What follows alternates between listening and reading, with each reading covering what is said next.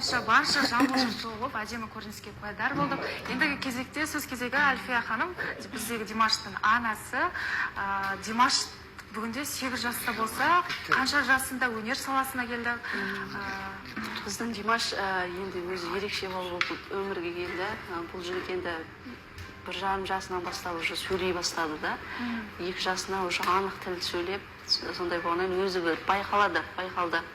Кейін бұл кісінің енді жаңағы енді балабақшадан бастаған кезде ағылшынша жаттауларды тез қағып алатын болды да. Сүрелерді сондайларды тез қағып алатын болды. Бір жолдары бір тойға бардық, бір текст жазып бердім. Сол тексті өзінің деңгейінде жақсы орындап шықты. Содан кейін қабілеті бар екенін біліп, жаңағы бірінші сыныпқа барған кезде бір байқауға алып бардым. Жаңа ақындық жанры бойынша. Негізі бір Нұржан Алишев деген осы Жамбыл облысының жаңағы ақыны, жаңағы үздік ақыны, осы жердің жазушылар одағының мүшесі, сол кісінің арқасында алғашқы қадамымызды сол кісі жаңағы көрсетті. Осы баланың талабы бар, сен өзің жетеле деген сияқты.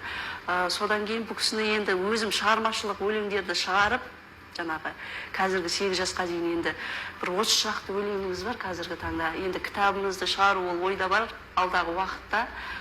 Қазір енді Димаш осы орайда бір отан туралы алдымыздағы 16 желтоқсанға тәуелсіздік күнімізге байланысты, жаңағы жеңіске жеткен күнімізге байланысты бір шығармашылық өлеңін орындап берсе.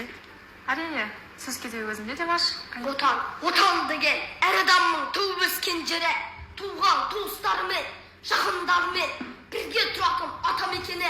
Отан белгілі бір адам үшін оның өзіне ел ғасырлар бойы ғұмыр кешіп және солай болып қалу үшін жанын пида етіп келе жатқан байтақ өмір өлке ғана емес, туған шаңырағы, ата-анасы, бала-шағасы, дос-жаран, ағайын туыс, солармен бірге мәңгі жалғаннан көретін қызығы мен бақытының тұрағы, кейін ұрпақтан ұрпақтарына рухы жар болып жататын топырағы. Рахмет. Алдағы 16 желтоқсан, яғни тәуелсіздік күнінің құрметіне әдемі тарту. Димаш, бұл сенің өзінің авторлық өлеңің бе? Иә. Осы өзінің өлең